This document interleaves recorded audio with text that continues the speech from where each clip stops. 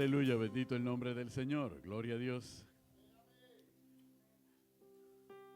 ¿Cuántos están felices en esta mañana? Y ahora, ¿cuántos están gozosos en esta mañana? Amén. ¿Cuántos saben que la presencia del Señor está en medio de nosotros y en nosotros? Amén, bendito el nombre del Señor. Vamos a irnos al capítulo 2 del Evangelio de Juan. Amén. Capítulo 2 del Evangelio de Juan. Cuando los tengamos decimos un fuerte gloria a Dios. Aleluya.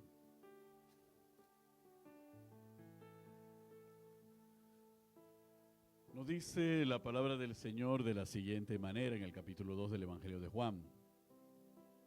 Versículo 1 en adelante. Al tercer día se hicieron unas bodas en Caná de Galilea y estaba allí la madre de Jesús. Y fueron también invitados a las bodas Jesús y sus discípulos.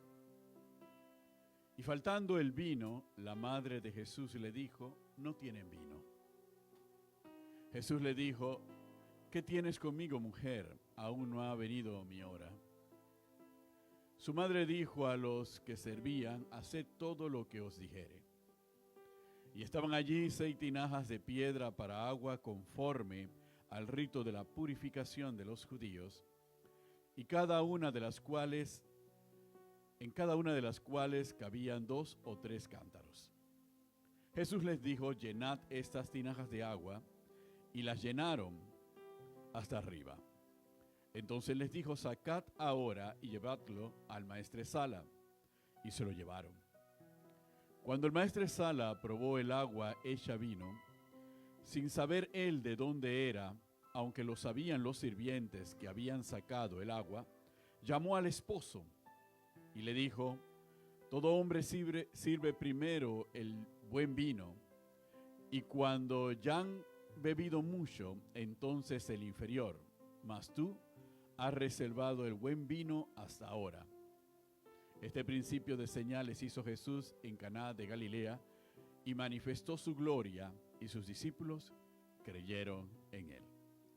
Señor y Dios Padre Todopoderoso, te damos gracias por tu palabra. Glorifica tu nombre en medio nuestro, Señor, y dala a conocer.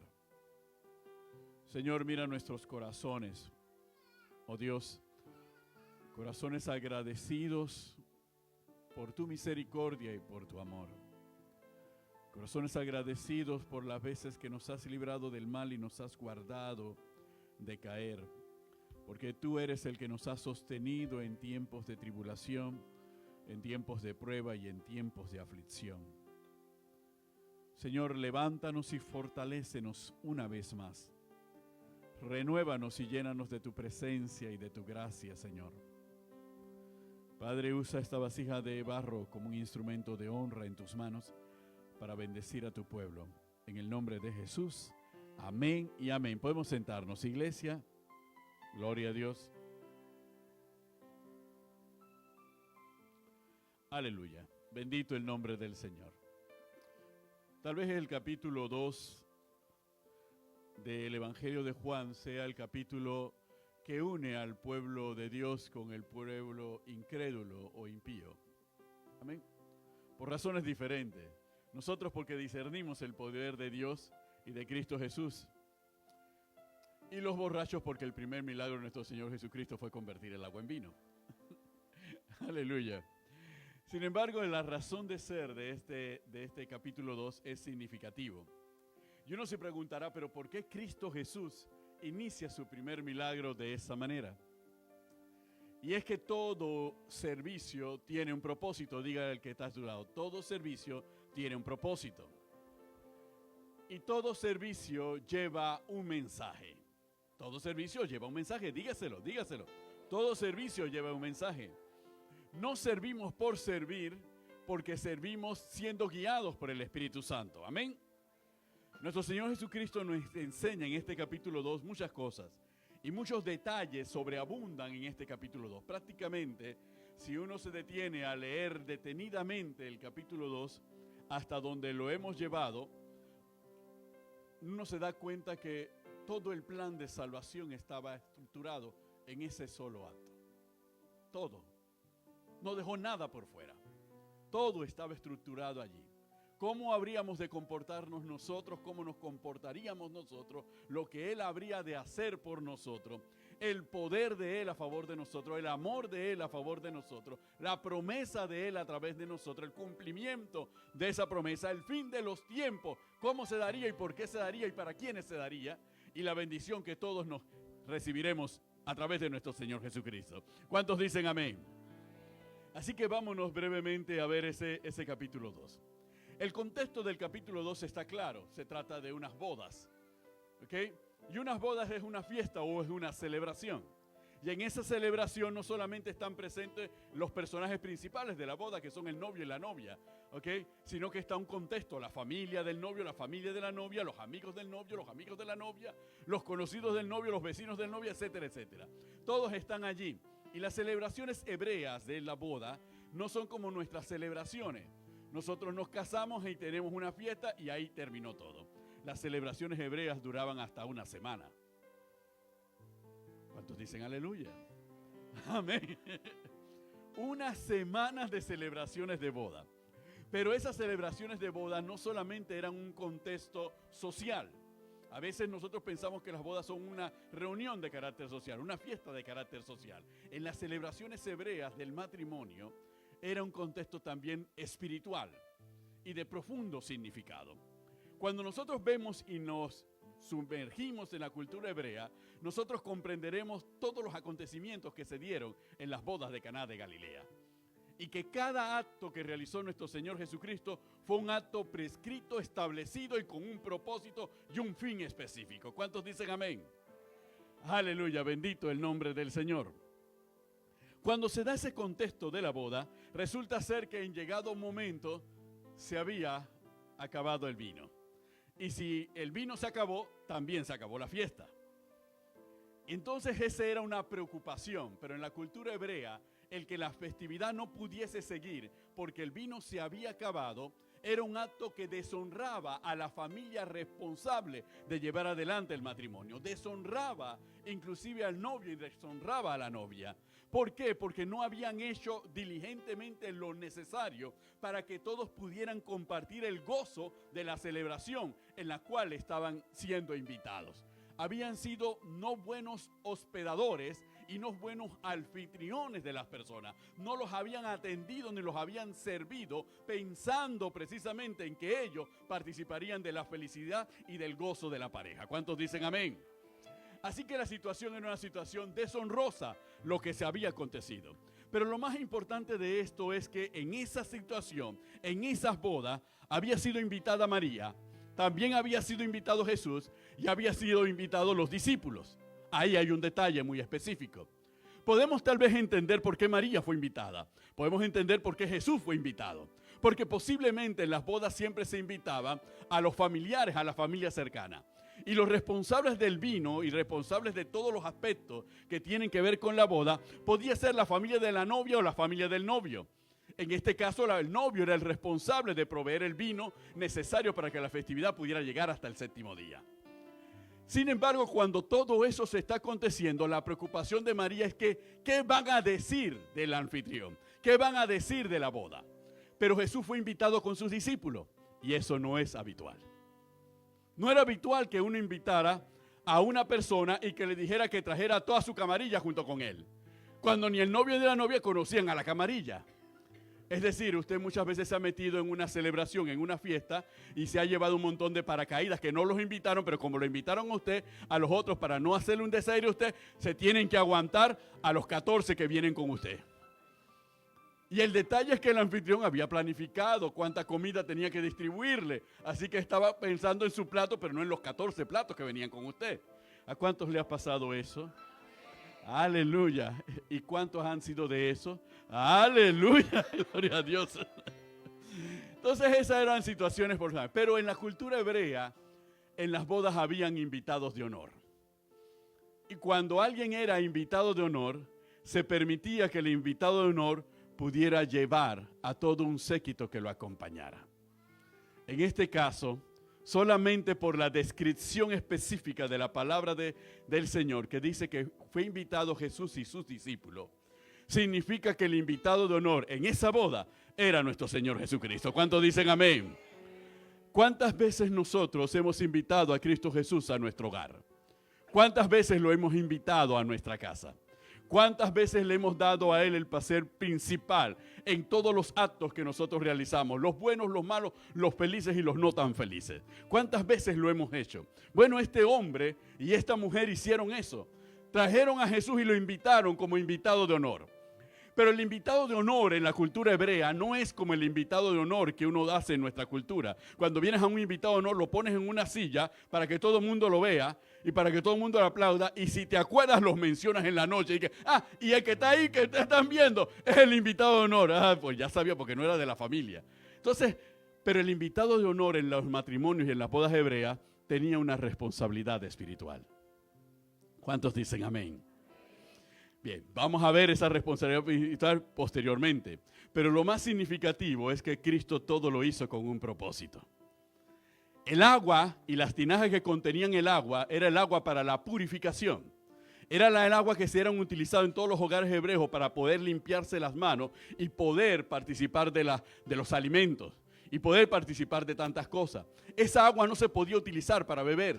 Era un agua únicamente para la purificación del cuerpo, para poder presenciarlo. Y era un ritual de toda familia hebrea, principalmente en una boda. Así que era un agua consagrada para un fin específico. Pero ese fin específico solamente simbolizaba la purificación externa, la limpieza externa. Es como cuando uno se baña, sin embargo, por dentro estamos sucios. Pero estamos bien limpios por fuera y bien bonitos y hasta olorosos estamos por fuera. Bueno, eso es lo que representaba el agua de las tinajas. Esa fue el agua y esas fueron las tinajas que Cristo utilizó para convertirlas en vino. Lo que significa que si el agua anteriormente significaba para una purificación externa, el vino en quien la convirtió el poder de nuestro Señor Jesucristo significaba para la purificación interna, la purificación del corazón. ¿Cuántos dicen amén? Quiere decir que Cristo utilizó algo que era para purificar a las personas externamente y lo convirtió en algo más profundo, algo para limpiar el corazón. Amén. En la antigüedad el vino era utilizado como un remedio, como una medicina, pero también era algo utilizado para la salud, porque tenía y obraba a lo interno de la persona, mejoraba la calidad de la salud de las personas. Es más, el vino también se agregaba al agua para poder, lo que nosotros conocemos en la actualidad, potabilizar el agua, hacerla pura, limpiarla de toda bacteria y de todo germen que tuviera. Entonces le añadían vino al agua para que el agua pudiera limpiar. Toda la utilidad del vino era interna. Cristo Jesús en ese momento estaba dando testimonio y estaba profetizando lo que Él habría de hacer con la humanidad. Se acabarían los rituales externos, se acabaría la limpieza externa, porque ahora conocerían la verdadera purificación, la purificación que solamente se podía hacer por medio de la sangre de nuestro Señor Jesucristo. ¿Cuántos dicen amén? Bendito el nombre del Señor. Eso fue lo que hizo Cristo Jesús y eso era lo que simbolizaba. Sin embargo, dentro de esa boda, Cristo Jesús tenía una responsabilidad como invitado de honor. Y una de las responsabilidades como invitado de honor lo vamos a ver directamente en la cultura hebrea. En la cultura hebrea existían en la boda, al final de las celebraciones, se daban 7 bendiciones. Al final de las celebraciones del 7º día de la boda, era que se daban 7 bendiciones a los novios. Y esas bendiciones eran conocidas en el hebreo como el Sheva Brahot, hasta el día de hoy. El Sheva Brahot eran 7 bendiciones que se daban a la pareja matrimonial. ¿Y saben cuál era la primera bendición que se hacía del Sheva Brahot? Era la bendición del vino. La primera bendición que se hacía era la bendición del vino. Y esa bendición era un atributo que podía corresponderle al invitado de honor. Por eso cuando María le dice que el vino se acabó, Cristo le responde a María: ¿qué tienes conmigo, mujer? Aún no ha llegado mi hora. ¿Qué hora? La hora en que yo tenga que bendecir porque soy invitado de honor. Todavía no ha llegado esa hora. ¿Cómo me llamas a mí y me dices que el vino se acabó? Entonces Cristo le estaba diciendo a María, María, está bien, el vino se acabó, pero no ha llegado mi hora de bendecir el vino. Pero María sí le da las instrucciones a los sirvientes, hagan lo que él dijo. Porque él tiene la responsabilidad de hacerlo y él lo va a hacer. Y esa bendición del vino era fundamental porque sin esa bendición no podían recibirse las otras 6 bendiciones. ¿Cuántos dicen amén? Y esas bendiciones no solamente eran para los novios, esas bendiciones eran para las familias, esas bendiciones eran para los invitados, esas bendiciones eran para la descendencia, esas bendiciones también eran para todo el pueblo de Israel. Todas las bendiciones partían de una única bendición. Por eso el acto de convertir el agua en vino fue el acto más significativo, dándonos a entender nuestro Señor Jesucristo que yo soy el que voy a abrir la brecha. Yo soy el que voy a derramar mi sangre para que todas las bendiciones reservadas para ustedes vengan sobre ustedes, vengan sobre sus familias, vengan sobre sus hogares, vengan sobre sus descendencias, vengan sobre el pueblo, porque yo les he abierto la brecha. Y eso es lo que simbolizaba. Eso es lo que representaba y eso es importante. ¿Por qué? Porque eso nos enseña a nosotros el valor y la importancia de la sangre de Cristo. Cuando nosotros celebramos la Santa Cena del Señor, nosotros estamos celebrando tal vez el momento más significativo y más importante. Porque Cristo Jesús se lo dijo a sus discípulos en el momento de instituir la Santa Cena del Señor, que también conocemos como la última cena del Señor. ¿Qué dijo? Les dijo a sus discípulos que no comeré del fruto de la vid hasta que lo beba con ustedes delante de mi Padre. ¿Cuántos dicen amén? El plan de salvación y el ministerio de nuestro Señor Jesucristo fue muy directo. Inició su vida ministerial con un milagro en una boda. Y ese milagro sobre nosotros, la humanidad, termina con las bodas del Cordero en el cielo. ¿Cuántos dicen amén? Y ahí el maestresala es el mismo Señor Jesucristo. ¿Cuántos dicen amén? Bendito el nombre del Señor. Quiere decir que nosotros giramos sobre la base de un simbolismo. Giramos sobre la base de un plan que se tiene que realizar en nosotros, pero depende de la capacidad que tengamos nosotros de discernir la voluntad del Señor para nuestras vidas. Nosotros tenemos que reconocer el poder de la sangre de Cristo para liberarnos y para renovarnos y para transformarnos. Tenemos que reconocer que si no aceptamos ese poder, todas las bendiciones no podrán llegar a nuestra vida. Todas las bendiciones de salud, todas las bendiciones de prosperidad, todas las bendiciones sobre nuestras generaciones, sobre nuestra casa, sobre toda nuestra nación, no podrán venir si nosotros no tomamos el primer acto de aceptar el poder liberador de la sangre de nuestro Señor Jesucristo. ¿Cuántos dicen amén? Porque tampoco participaremos de la cena de las bodas del Cordero allá en los cielos cuando se celebre, porque nosotros tenemos que haber discernido aquí en la tierra ese mismo poder que nos capacita y que nos da la condición del acceso a participar en esas bodas. ¿Cuántos dicen amén? Por eso Cristo Jesús en su ministerio terrenal una y otra vez se refería al mismo tema y les decía, muchos fueron convidados e invitados, pero algunos no quisieron ir. Sin embargo, los que fueron convidados e invitados, los que no quisieron ir, entonces mandó a sus siervos a que invitaran a otros. Y otros fueron los invitados. Y cuando ellos llegaron, todos para participar, porque muchos son los llamados, pero pocos los escogidos. Amén. Pero también nos enseña con un interés y un propósito. Por eso nos da la parábola de las 10 vírgenes. Las 10 vírgenes, ¿a quién esperaban? Al esposo. ¿Por qué esperaban al esposo? Porque iban a una boda. Entonces, pero unas fueron diligentes y otras fueron negligentes. Entonces, toda la enseñanza de nuestro Señor Jesucristo giraba precisamente en hacernos comprender la importancia y reconocer en Cristo Jesús a nuestro esposo. ¿Cuántos dicen amén? Y hermano, eso no tiene que ver con que usted sea hombre o usted sea mujer. Porque espiritualmente Cristo Jesús es nuestro esposo. Y nosotros, la iglesia, somos la novia. ¿Cuántos dicen amén? Por eso, aún en la novia, la palabra nos enseña que aunque la responsabilidad, hasta el día de hoy en la cultura, la responsabilidad del vestido de novia es de la novia y de la familia de la novia. Pero aquí, en las bodas del Cordero, la responsabilidad de vestirnos es del Cordero. Él el que nos ha llamado y nos dice la palabra que su novia se vista de vino fino y limpio. ¿Y quién lo ha provisto? Él lo ha provisto. Así que Dios es nuestro proveedor en todos los aspectos de la salvación. ¿Cuántos dicen amén? Y una sola cosa nosotros tenemos que dar. Una sola cosa demanda de parte de nosotros. Que le obedezcamos. Y de la obediencia viene el servicio. Y que nos obedezcamos de una manera que nosotros seamos aceptos delante de Él. ¿Por qué? Porque si yo no tengo que pagar nada de estas bodas, lo mejor es que vaya gozoso a las bodas del Cordero. ¿Cuántos dicen amén? Y ese gozo lo aprendemos aquí, en este momento. Lo aprendemos aquí, sobre la tierra. Lo aprendemos en estas relaciones que nosotros enfrentamos día con día. Las relaciones que tenemos no serán perfectas, porque nosotros tampoco somos perfectos. No serán ideales, porque tampoco nosotros somos ideales. Pero son relaciones que nosotros tenemos que cimentar y ponerlas delante de nuestro Señor Jesucristo, porque Él es el que tiene poder de hacer nuevas todas las cosas. ¿Cuántos dicen amén?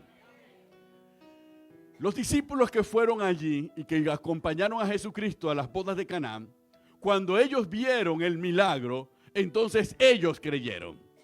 Porque es que la razón de los milagros es para convencernos a nosotros del poder de nuestro Señor Jesucristo. Y todos los que estamos aquí estamos con un fin. Todos esperamos un milagro. ¿Cuántos dicen amén?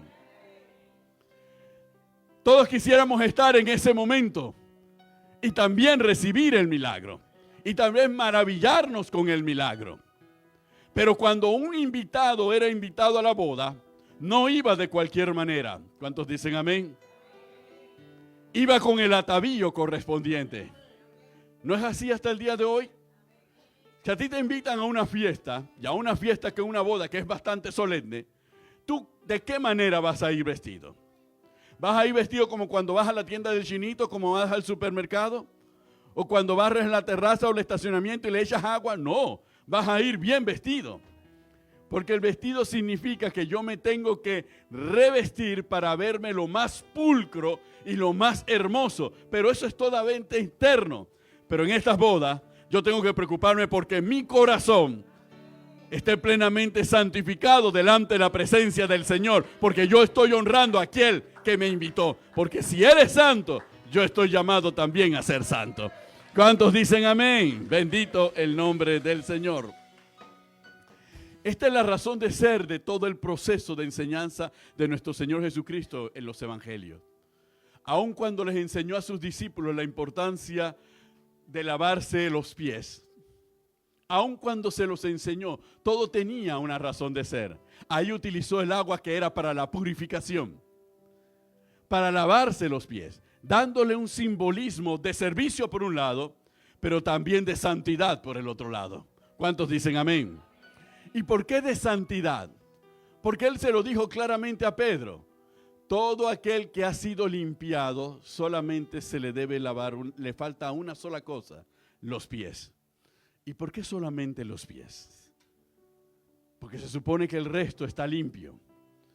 Pero es porque en los caminos terrenales por los cuales nosotros andamos, no todos los caminos terrenales por los que andamos son caminos santos. Y no todo camino a donde vamos, aunque vayamos a hacer una misión santa, el camino es santo. Entonces los pies tienen que ser purificados y lavados para que nuestra obra también santifique los caminos y los trazos y los territorios por los cuales nosotros andamos. Por eso la palabra dice que hermosos son los pies de aquellos que anuncian la paz. Y por eso la mayoría de los que servimos al Señor, padecemos las mayores dolencias en nuestras piernas. Y a veces se preguntan, ¿es por el sobrepeso? No tiene que ver por el sobrepeso. ¿Será porque estoy comiendo mucho colesterol? No, no es por el colesterol tampoco. Es espiritual. Porque cada vez que nosotros caminamos y andamos, somos portadores de la gracia del Señor. Somos portadores de la buena noticia. Y esa buena noticia implica que nosotros tenemos que fortalecernos día con día. Por eso la palabra nos dice, en otras palabras, que Él fortalecerá los brazos cansados y las rodillas paralizadas. ¿Cuántos dicen amén? Bendito el nombre del Señor. Por eso estamos aquí. ¿Y por qué tenemos que lavarnos los unos a los otros? Por una razón fundamental. Porque cada cual se puede lavar a sí mismo sus pies. Y los pies simbolizaban en la cultura hebrea la parte más sucia del cuerpo, porque era la que estaba constantemente con el polvo y con el lodo. Y uno se puede lavar sus pies porque los conoce. Y sabe por dónde ha andado. Y sabe los lugares por los que uno ha pisado. Pero lavarle los pies al otro, que yo no sé por dónde ha andado, yo no sé por dónde ha pisado, y yo no sé las enfermedades que pueda tener, es algo que solamente podían hacer los esclavos o los siervos. Pero no las personas que se consideraban a sí mismos libres. Yo les aseguro que en esa boda, cuando nuestro Señor Jesucristo pidió las tinajas estaban vacías. Porque ahí todo mundo se había lavado manos y pies y cabeza y todo. Así que cuando las tinajas fueron llevadas, las tinajas estaban vacías. Por eso Él pidió que volviesen a llenar las tinajas, porque ya el agua se había agotado. Así que tenían que echarle agua nueva para poder que el milagro pudiese obrar. Entonces eso significaba que permanentemente los judíos estaban en ese tipo de acciones de purificación. Y el cambio de esa acción de purificación en el Evangelio significa que es un símbolo de nuestro servicio. Es un símbolo de humildad de nuestro corazón en lavarle los pies a nuestros hermanos. ¿Cuántos dicen amén? Diciéndole, yo creo en ti y creo en el llamado que Dios te ha dado y yo apoyo tu llamado, yo respaldo tu llamado y yo voy a contribuir a prepararte para que tú puedas cumplir el llamado que Dios te hizo. Me desprendo de mí para ayudar y servir al otro, teniéndolo por mayor que yo. ¿Y por qué teniéndolo por mayor que yo? Porque el trabajo, los hebreos ellos mismos se podían lavar las manos, pero los pies tenían que hacer los sirvientes. Pero aquí ninguno se considera sirviente. Todos nos consideramos en el mismo estatus espiritual. Y por eso Cristo, siendo el maestro, tenía que enseñárselo a ellos, siendo discípulos, que si Él era el mayor y les servía, ellos también tenían que actuar de la misma manera. Hermanos, lo que nosotros vamos a vivir en esta mañana, ya casi mediodía, son dos sacramentos, dos ordenanzas establecidas por nuestro Señor Jesucristo. La cena del Señor y el lavatorio de los pies. Ambas tienen un simbolismo completo que hemos procurado expresarles a todos en esta mañana a través de este ejemplo de las bodas de Caná. Y hay muchas otras aristas que podemos desprender de allí y otras muchas enseñanzas. Pero lo cierto y lo más importante es la disposición de nuestros corazones. La condición de nuestros corazones. El reconocer que no es un acto exterior, aunque sea evidente. Que lo más importante es que sea un acto interior. Que la humildad esté grabada en nuestros corazones. Y que la dignidad de nuestros corazones nos permita discernir el cuerpo y la sangre de nuestro Señor Jesucristo. ¿Cuántos dicen amén? Así que no pensemos que esto es un ritual. No es un ritual más. Porque de nada sirve que nosotros lo podamos hacer y corramos todos a lavar los pies en las bandejas y a secarlos con toalla, porque ya no los lavamos antes de venir desde la casa. Ok. Para que todo el mundo nos vea y que nos tomen foto y que nos tomen video, si al final no me interesa lo que Dios haga con el otro ni con el otro, después que los hermanos vean que yo lo estoy haciendo. Entonces eso no es lo importante. Lo importante es que cuando usted esté lavando los pies de su hermano, usted esté orando por su hermano. Usted esté declarando bendición sobre su hermano. Para que el Señor y el Espíritu lo guíe por los caminos que Él ha determinado para él. Y para que los guarde de peligros que pueda encontrar en el camino. Y para que lo libre de tentaciones que pueda encontrar en el camino del servicio a Dios. Y para que lo encamine en camino de rectitud y en caminos que sean agradables al Señor. Usted tiene que orar en ese sentido. Tiene que orar para que la bendición de Dios y la presencia del Señor siempre le acompañe. Así que no piense que es un acto físico. En esta mañana nos hemos dado cuenta que en las bodas hebreas no era solamente una fiesta o una charanga, como dicen por ahí, o una saltadera y una chupadera sin fin. No, era un acto también de carácter espiritual, porque las bendiciones que se daban eran bendiciones de carácter espiritual. ¿Ok? Y aunque podían ser largas, lo largo no significaba nada. Lo largo simplemente también tenía su simbolismo. Un simbolismo que estaba reservado para nosotros, la iglesia.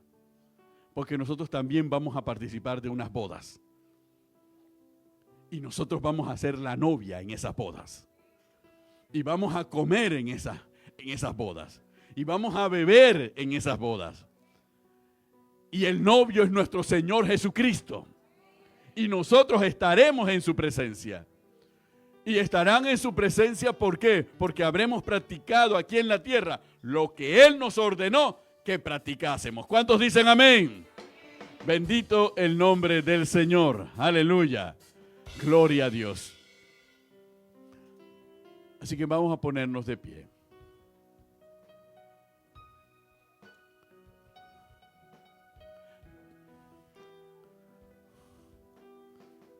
Ya algunos están soltando los cordones. Gloria a Dios, bendito sea. Amén. Aleluya. Bendito el nombre del Señor. Gloria a Dios. Vamos a ponernos todos de pie y vamos a orar al Señor. Para prepararnos tanto para la Santa Cena, para el lavatorio de los pies. Amén. Gloria a Dios. Ahí donde usted se encuentra, cierre los ojos. Señor, te doy gracias por este tiempo. Gracias, Señor, porque yo estoy contado entre los que participaremos de esta Santa Cena y de este lavatorio de los pies.